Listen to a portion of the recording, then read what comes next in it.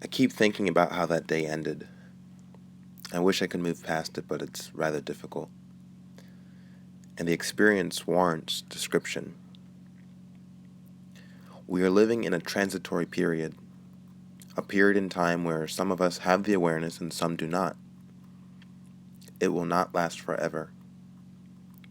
The wet cement will dry eventually. So we have the memory, that wonderful yet terrifying memory. It had rained earlier in the day, stormed the night before. I believed I was the cause of it. In the afternoon it was sunny, and I had lost my mind. My clothes littered the driveway and the streets in front of me. My laptop lay on the concrete smashed to bits. My phone was somewhere amongst the wreckage. It had stopped working, so I ended up chucking that over as well. And then I just stood there for hours, and it felt as if time were freezing. The amount of pictures I saw in my head, men screaming, only they didn't look like men. Their faces were exaggerated, longer, and I could hear them. They weren't ordinary screams, but the screams of something unearthly. Then I saw pictures of my friends, and they were laughing and partying, and eating, and enjoying each other's company. Those pictures made me realize that what I was doing was absolutely worth it. No matter what happened to me in my life, a sort of community would form. The thought of how much human beings actually needed each other. That thought ran through my head. And then the picture stopped playing, and I saw darkness, and I felt the cold breeze on my skin. I had never felt so still, so at peace, with the shambles of my belongings lying there 3 stories below me. In that moment I understood that what had taken place transcended intelligence. The experience was my grand exit outside of the matrix.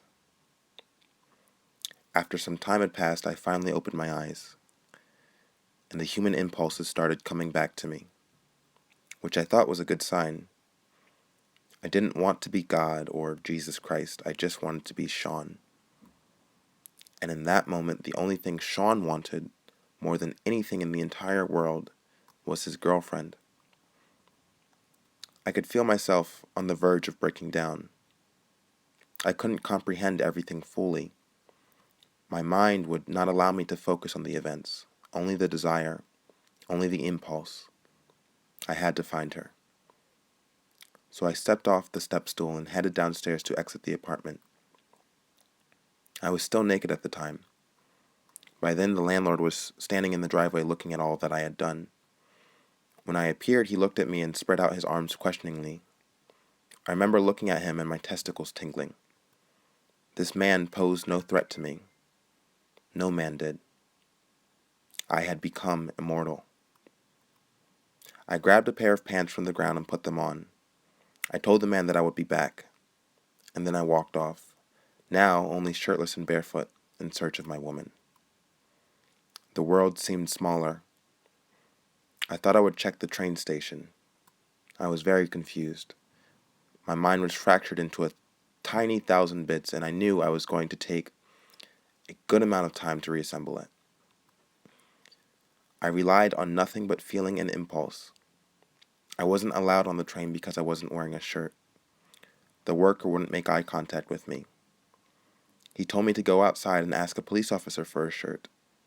Before I left, I remember looking into the window of the nearest train compartment and seeing my face. Someone was looking at my Twitter page, and the man sitting next to him appeared to be reading my blog. Those 2 realizations sped up my heart rate. I started looking around the entire platform.